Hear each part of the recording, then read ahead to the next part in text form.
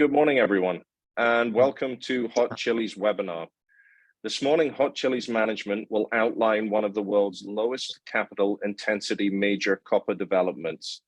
This webinar is being recorded, and a replay will be available on our website in the IR section. There is a Q&A function for any questions at the bottom of your screen. I will now hand over to Hot Chili's Managing Director, Christian Easterday. Go ahead, Christian. Thank you, Jonathan. Well, great to be with everybody. Look, today we're really outlining and giving an overview over two key announcements which the company has just made in the past 24 hours. One to do with funding and a significant investment by Osisko Gold Royalties in our Costa Fuego copper gold project on the coastline of Chile. And secondly, the company's preliminary economic assessment, which was also released in parallel, outlining, as Jonathan said, a real standout in the large-scale copper development space. So what I'll be taking everyone through is this presentation, which outlines these key next steps, and really give an overview as to where we see the pathway to take Costa Fuego forward as one of the very few plus 100,000 ton copper projects into production this decade to meet a significant demand shift for copper. We move to the next slide. We'll kick this off with a broad overview of our project. Look, we hold a top 10 undeveloped copper project on the coastline of Chile. One of the lowest elevation major projects in the America, 82% indicated resource base, some 927 million tonnes for an overall metal endowment in our resource base at this stage of around about 3.4 million tonnes of contained copper and 3 million ounces of gold. So we've just released for the first time the combination of all of those resources into a production hub that we call Costa Fuego, and that has demonstrated some very strong economics, which we'll be going through. Most importantly, what you'll be taking away is over a decade of de-risking in an already naturally de-risked project, laying at low altitude at sub 1,000 meters with the Pan American Highway going through it and 50 kilometers from port. Our project benefits from significant infrastructure advantage, and most importantly, some of the key permitting risk that we've taken out that is very unique when comparing it to other development projects of this scale. And that, of course, which I'm talking about, is the fact that it took us 10 years to secure the right to water for the entire development, something very key for the project's advancement. We'll also be discussing where we see this project going. This is an important line in the sand for where we are now. It has outlined one of the few 100,000 ton class copper projects in the world outside of the control of majors. And most importantly, we'll be discussing our strategy to potentially expand this production base and extend its mine life towards a 150,000 ton per annum copper project at an over 20-year long life mine life. So we'll be touching on the key next steps towards our pre-feasibility next year, which is now fully funded following that Osisko investment agreement, which was executed and subject to closing within the coming weeks, and the delivery of a resource upgrade as we look to build on over 18 months of drilling that's already in our prized Cortadera porphyry resource, which is continuing to grow. So without sort of going into that now, we'll just look into the economics of the project from the perspective of the space that we're in, which is copper. And copper is a very, very, I suppose, critical metal that is required for the world's efforts to decarbonize. In fact, at the moment, we're looking at about a 7 to 8 million tonne additional requirement of annual copper production into a 22 million tonne per annum market. And that is really going to be very difficult with declining grades and a lot of, I guess, a real lack of major discoveries in the world over the past 20 years. And what that is really driving now is a list of copper development companies which are short and which, together with the contribution from majors to 2030, may struggle to deploy another 2 to 3 million tonnes per annum of additional copper production for the world's requirements. Moving on to moving on to the next slide. This is just a quick summary. This is a very important agreement following about a year of due diligence by one of North America's leading leading royalty and streaming houses. They've effectively signed an agreement with Hot Chili for a 1.1% royalty across all of our payable metals on our Costa Fuego project for a $15 million US investment.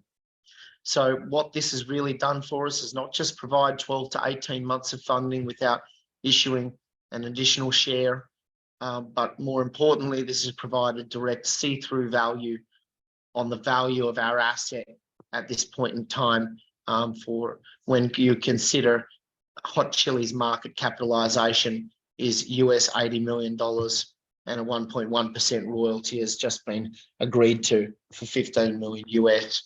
And what that see-through valuation really does is align very well with the economics that we've just concurrently put out with our PEA. Just quickly on the corporate structure, the shares on issue have not changed since the company dual listed onto the TSXV about 18 months ago. And this means that we'll be very pleased to have an almost frozen capital structure going out for another 18 months. We have cash on hand, and together with the Cisco investment, we'll have a treasury of around 26 million Australian to deploy.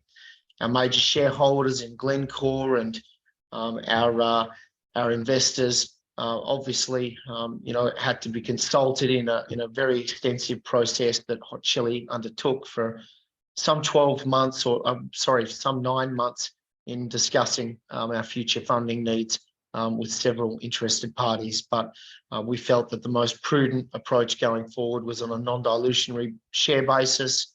And that has really, I guess, demonstrated the beginnings of the optionality that lie in this large-scale copper project with significant precious metals credits. So effectively, moving on to a summary of the PEA now. This is the assembly of over a decade of consolidation on this part of the Chilean coastline. Two very large-scale deposits situated right next to each other, 14 kilometres apart, with the Pan American Highway running through them, but most importantly, at very low altitude. You can see our neighbouring project in Filo del Sol up in the high Andes on the Argentinian side of the border, in comparison to Costa Fuego's relatively low elevation location, 50 kilometres from port. Most importantly, over 10 years has been put in by the company to de-risk this project, to provide a pathway through to mine approval and construction and commencement of production. And that really is a key set of risks that have been taken out on the left there. 10 years to secure maritime concession for raw seawater extraction. Our ore bodies processed very well using raw seawater, about 2% better recoveries from initial test work.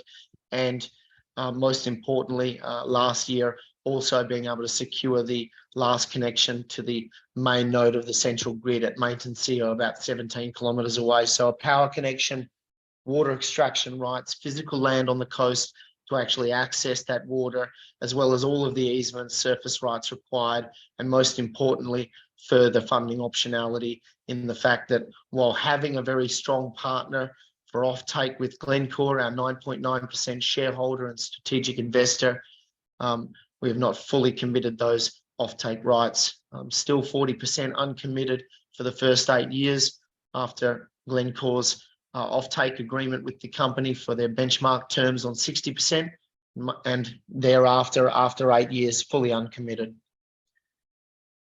So this is a summary of the economics which we've just put out. Look, we believe that we put out a very conservative study using an 8% discount rate, long-term copper price of $3.85, long-term gold price of $17.50 US. Most importantly, 20% contingencies across all of our capital and closure costs included. Our resources were cut at $3 per pound copper. Our optimizations were completed at $3.30 per pound copper. And what we see here is a very strong base case of 1.1 billion US NPV after tax generated with a 21% IRR, about 1.54 billion pre-tax. But what this project really does, it really has a very, very strong revenue profile over a 16-year mine life, with the primary production averaging over 100,000 tonnes annually of copper equivalent metal production. For the first 14 years, we're talking about 95,000 tonnes of copper production and 50,000 ounces of gold. And what that does is generate very fast paybacks on a very low capital estimate for that type of production base at around 1 billion US. So these are some of the key metrics that have come out of here. I've spoken about the strong metal production that comes out of that, and what that does, as Jonathan outlined, it drives one of the lowest capital intensity projects in the large-scale copper development pipeline in the world. The project generates around 3.3 billion US in free cash flow, and most importantly, our C1 cash costs are looking very competitive at this stage at US $1.33 per pound, before we look to scale this up potentially through our next growth phase, and look to drive through our ultimate strategies to drive towards a first quartile cash cost on this project. Just quickly looking at the leverage that the project enjoys and what this does for Hot Chili. So what you're looking at here on the right is a range of forecasts from 27 bank consensus up to 2027, and then considering their long terms that are in line with the long-term copper price used for this study. And what this shows is the exposure to copper price is extreme. A 50% lift in the copper price near triples NPV on this and doubles IRR. So that roughly adds around 100 million US of NPV to this project with every 10 cents per pound lift in copper price. And so that's a very, very important factor when we're looking at a financing investment decision timetable on this of around 2026, when we're likely to see quite a squeeze starting to occur in the copper market. We've done an extensive amount of work with our in-house team and consultants on benchmarking to understand this space. So there's a fantastic amount of information that's been laid out by Hot Chili in this presentation. And we'll talk about a couple of key slides. We'll get our Chief Operating Officer, Grant King, to go through some things after this initial presentation. But when we look at benchmarking Costa Fuego, where does it sit with relatively few large-scale plus 100,000 tonne copper projects? But what does the advanced development pipeline look like for projects above 40,000 tonnes per annum of copper production? And you can see here some of the developers that are outlined in that class, which ones are coloured lighter to represent low measured and indicated category on their resource basis. And this is really a demonstration of capital intensity. The average for the sector is around 17,000 US per tonne of copper produced per annum, and Hot Chili sitting at 10,000. We're actually the lowest in the developer space. The two projects to the right of Hot Chili are Capstone Mining's projects, which are brownfield projects next to us in Chile. The projects are Manto Verde and Manto Blanco, which are being developed at the moment by Capstone. So as a producer, if we knock that out, what you're looking at is Costa Fuego with an 82% measured and indicated resource base, sitting as the lowest capital intensity project in the large scale space globally outside of a major. Another very important factor for us is about investability or profitability index. This is the ratio of NPV divided by startup capital. This is a very important thing when you're looking at investing in long life, large CapEx projects. And through my previous time working with Placer, it was a critical threshold for investment.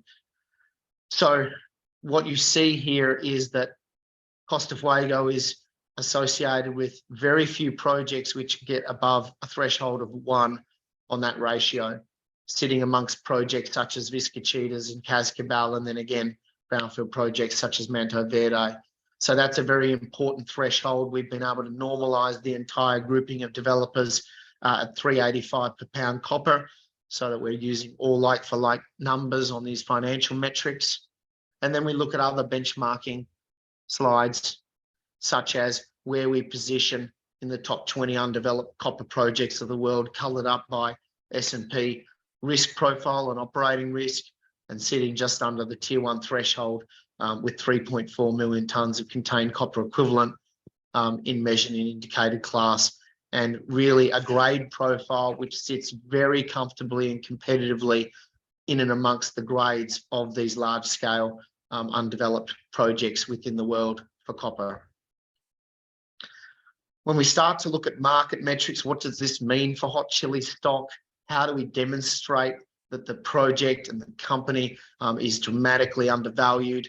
And that starts to now add another layer. We were able to always value ourselves on a per pound basis, pounds in the ground, US cents per pounds on a measured and indicated category. And what that's showing us, that when we look at those advanced developers that are large scale plus 40,000 tonne plays, Costa Fuego and Hot Chili is trading at about 1/4 the weighted average of that grouping. Obviously, the company average is a lot higher given the significant valuations attributed to Philo and Marimaca in the sector. So a very good pointer on a 4x there. But then when we now integrate some of the outcomes of the PEA and we look at where we can look at ratio of market capitalisation to post-tax NPV, what portion of NPV do we trade at compared to where the average, and generally the average is around 25% of NPV companies are trading at, and we're trading at 3.5 times below that.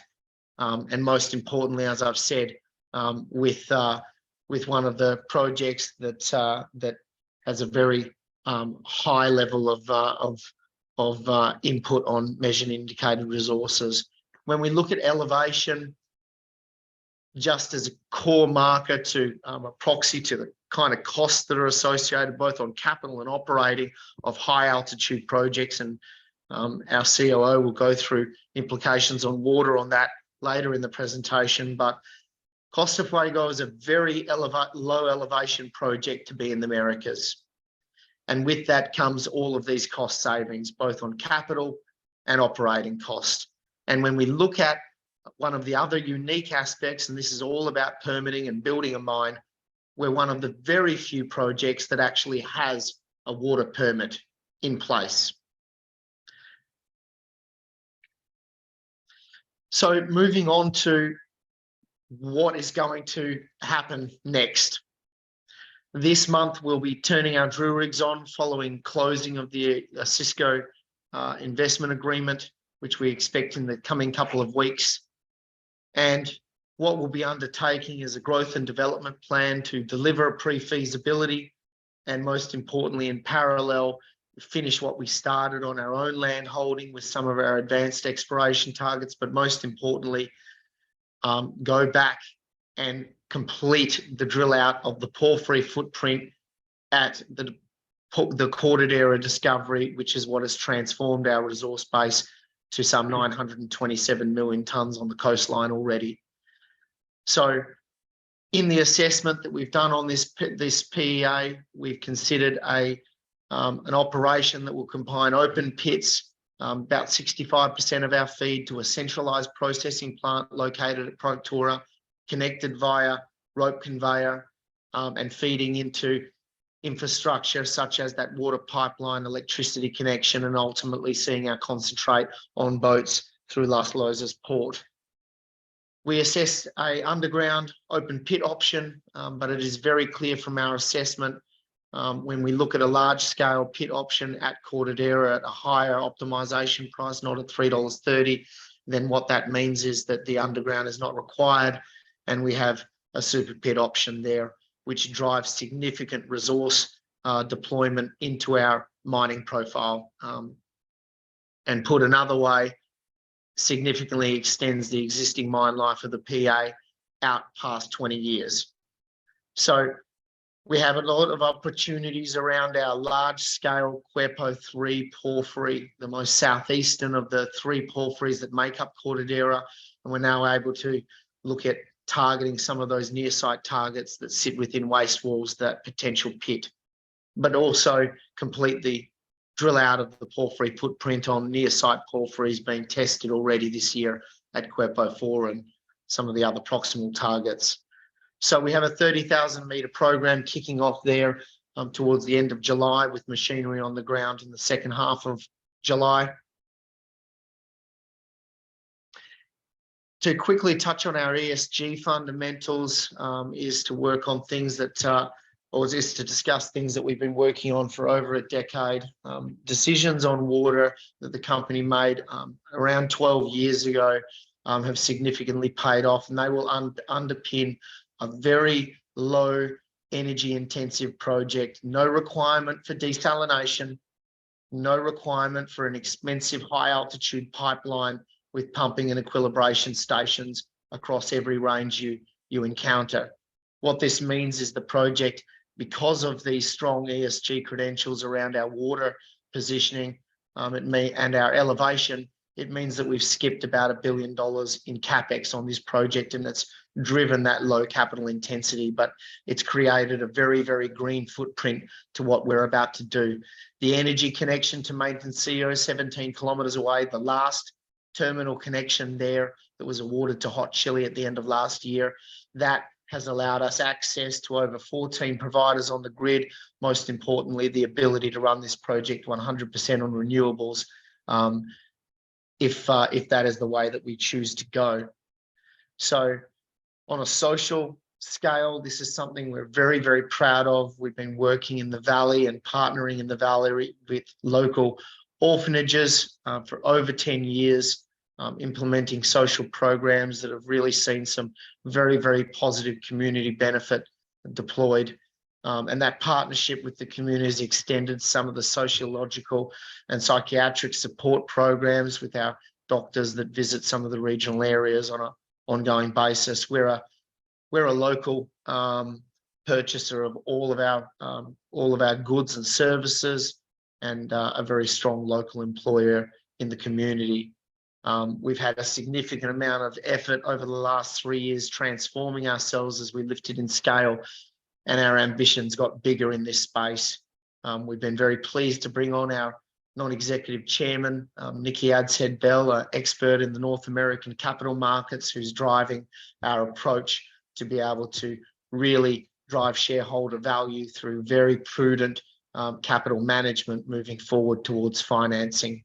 We're also very happy to have a very experienced director on the board representing Glencore in Mark Jameson, and one of the heads of their technical copper group, and also recently the addition of Stephen Quinn from North America, a Canadian director who has joined us with significant experience from his days as chairman of Capstone, and of course representation from our Chilean partners, CMP Cap Group, and having the president of Invicap, Roberto Andraca, sitting on our board. So very pleased to have Chilean representation all through our board and management and senior ranks over in Chile. So to really now focus in on what it will take to move this project from this line in the sand I talked about to a very near-term investment decision in 26, remembering that we have a handful of projects at this scale that are capable of this type of timeline and investment profile to come into production this decade. So ultimately, a lot of drilling going into the ground, fully funded for 18 months, delivery of resource upgrades as we approach that investment decision, pre-feasibility next year, and a definitive feasibility and decision to mine in 26. We'll be looking to submit our environmental impact assessment next year, and hopefully by that time we'll have finalised scale, and hopefully we'll see this project move towards the larger scale that is currently available in the global copper pipeline, which is around 150,000 tonne per annum of copper production profile. So moving on to, I guess, the next part of the presentation. This is really a summary of the PEA technical highlights and our movement towards establishing ourselves as a top 5 copper development play coming into production this decade. There are a couple of things that I'd like Grant to touch on, some hidden gems within this very extensive presentation, which the company has put a bit of work into. And I'll ask you to maybe go to the slides on the water fundamentals in Chile, just to really investigate that advantage, and then also make a comment on the coming supply that Hot Chili is benchmarking. Sure. So this is slides located in the appendices, which we won't peruse too deeply in this webinar, but it really just lays out the water situation in Chile in terms of what the costs are for production of copper. And if you look at the graph on the left, it's really the highlight right there. What you're seeing in black is the cost per tonne of copper for desalinated water. And on the right in blue, you're seeing the cost for seawater. And each of those costs are then subdivided into costs for high altitude desalinated water and then low altitude. And it sort of tells a story. If you look at desalination first, high altitude is roughly twice the price of low altitude desalinated water, which is on par with high altitude seawater costs. And of those, low altitude seawater is half again. So if you compare our project at low altitude using seawater to a high Andean desalinated project, you're about a quarter of the cost for your water. We happen to be located in the Atacama, which is fantastic for solar power, but not so good on water supply. And so you really want to be able to tap into something unlimited like seawater. Otherwise, you run a real risk for your project of running into competitive uses. You know, certainly surface water and aquifer use would be frowned upon, and was something that the company committed to, more than 10 years ago. It was not touching groundwater on this project. So that seawater permitting process is quite lengthy, as we've described. That's all been secured, as well as the land for the easement to connect to the seawater and the land concession there. So that really is the slide that has, in a nutshell, the sort of the situation in Chile, and the key metric there is 76% of the water in mining operations is at risk, and the solution to that risk is really to tap seawater. Did you want to go back to the start, or maybe touch on a little more on this one? This was our graph that we put together to look at new material supply way back in December last year, although it's not really that long ago, and not much has changed in these projects since. When we analysed the supply, we looked at the last wave of large project approvals by the major miners some 5 to 6 years ago, and how those projects were coming online, whether they had met their ramp up expectations, or perhaps had a prolonged ramp up. And so the situation at the end of 2022 was Mina Justa and Kamoa-Kakula coming into their full steady state production rates after a ramp up period. And looking at next year, this year, we had Quebrada Blanca and Spence starting to reach their full capacity. Outside of that, the last one which had been permitted of a major scale was Quellaveco. That's not hitting until 2024, although there are ramp up production on the way to that point. When we look at the senior development peers in the top right hand corner, that graph is really what's happening in the TSX. Early, in the near term future, we're looking at Marimaca is probably one of the first to enter production in 2026, along with Casino up in North America. And Costa Fuego, we really see that as a 2028 production play. There's a bit of a gap between the first two, as you can see. So there's really quite a sort of supply squeeze coming in this space. Possibly getting out in front of Cascabel and Vizcachitas. And then, further out from that, you've got Anticoria and Maritza, where the timelines start to become, represented by the blue. That's stuff we're making assumptions as to how long their different study stages and construction would take, and what their the key sort of milestones in there for projects like Filo del Sol is their water permitting. Where are they going to source that for production? The very bottom graph is looking at the home scene for us at the ASX. There's not too many players at our scale on there, but early stage production, we've got Hillside coming in 2026, sort of even with Marimaca, and then a bit closer to home to us in Perth, Caravel, targeting their production, sort of between 26 and 27. Ourselves, of course, with Costa Fuego in 28, and the other sort of players on this map are really one based in Mongolia around the same time for their plans, and Winu, which is really, it's a Rio, so it's not exactly a junior developer or a senior developer. They're a major miner, and we sort of had that on there for scale and for context for the Australian market.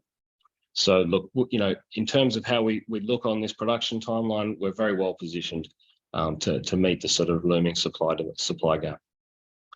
Yeah, and I think that what Grant and his team have done here is a very clever piece of work that really, visually shows you the size of the balls representing the scale of production that's coming up to 2030. This entire assembly of the largest miners in the world, the ASX representation, the TSX, barely, I guess, underpins 2 million tonnes, let alone 3. So if we were to consider that the smaller projects of less than 40,000 tonnes per annum in the world and gather all of those up and add in a couple of surprises, then you might get to 3 million tonnes of supply. So you can see there's a very significant gap for the 7 to 8 million tonnes per annum that are required by 2030, being estimated from the likes of Glencore and Goldman Sachs. So obviously those are all, I guess, forecasts based on the type of consumption that's coming, related in part to this growing electrification associated with the decarbonisation effort. But ultimately what that says is that something is going to give, and we're probably looking at very similar fundamentals that the market recognised at the beginning of the iron ore boom, and what the market recognised at the beginning of the lithium boom. The question is when does that squeeze create that reaction? In both of those cases, they were 10 times re-rate moments for both of those commodity prices, and in particular the iron ore market, which is a very deep market. So, what we see here is all the preconditions for a dramatic re-rate of copper over the coming 5 to 10 year period. Sure. I'll pass it over to you now, Graham, and if there are any questions, we'd be happy to answer any. Great, thanks, Christian. So first question comes in. Could you give some color on the timeline to completion of the PFS? It feels like your second half 2024 target is conservative, given you stated the PFS work streams are 80% complete.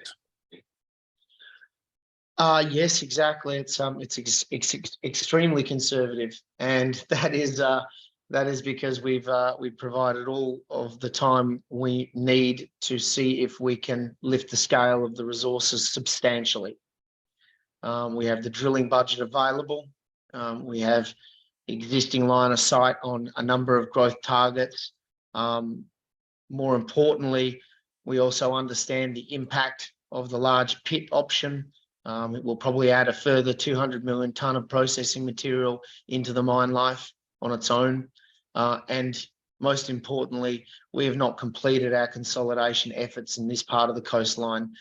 We see the opportunity really is to establish the largest scale sulfide processing hub on this part of the coastline and to draw resources from all near site, I guess, opportunities which we see. And really what that gives us is line of sight on something that we feel will ultimately be a 5 million tonne plus play on the coastline of Chile, and it will support towards a 150,000 tonne per annum copper production profile. And so that's really what this final year of focus on growth is all about, so that when we deliver the pre-feasibility in the second half, we can also deliver the environmental impact assessment, and that requires us to finalise the scale at which we submit the EIA to the Chilean government on. Thanks, Christian. Again, if you do want to ask a question, push the button at the bottom of your screen and you can submit questions that way. Next question, can you comment on how much more of Costa Fuego's 1 billion tonne resource would be encapsulated in the mine plan if considering a larger pit at Cortadera?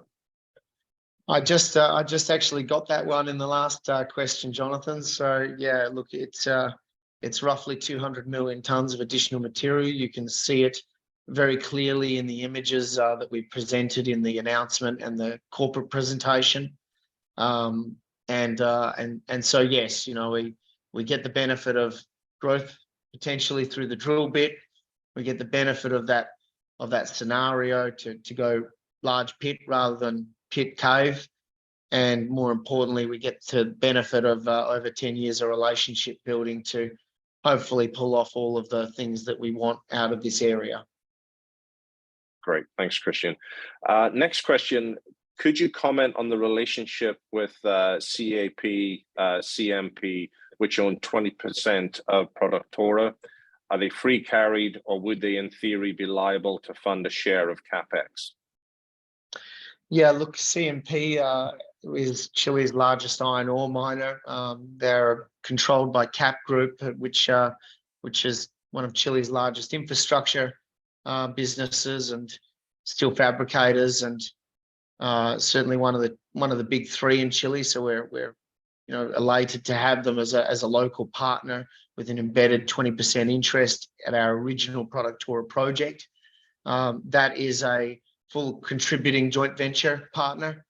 They pay 20% of their way, and that will be the case if they are holding that position when we go through to mining. I'm pretty sure that both CAP and Hot Chili will be coming together and looking to see how we rationalise that into one structure over the entire project, and I'm sure that will take shape through discussions between the two parties over the coming year or so. So you know, we'll no doubt be really, I guess, rationalising that for both parties in terms of how we go forward. Great, thank you, Christian. That is it for questions. Christian, Grant, I'll hand it back to you for closing comments. Great, thank you, Jonathan. Well, nothing from me, Grant. I'll pass over to our COO who led the team on all of the extensive amount of work in this very, very detailed PEA. I think that most people that are looking at this PEA will recognise the level of work that is underpinning these numbers. It's always advantageous when you've done a huge amount of your pre-feasibility already. This is reported at PEA standard, but it certainly enjoys a significant amount of work underpinning all of this. Yes, look, it's a team effort by all means. So I'm certainly not going to say this is a credit to Christian or myself. It's really been the entire team and a real dedication to get this to the standard that it's at. So you know, a big thanks to all of them, and I'm glad we've finally been able to put it out in the market. Other than that, yeah, I think enough has been said. Great, thank you, Jonathan. Thanks, everyone, and thanks for listening to the presentation. Alrighty. See the flicker? Little flick.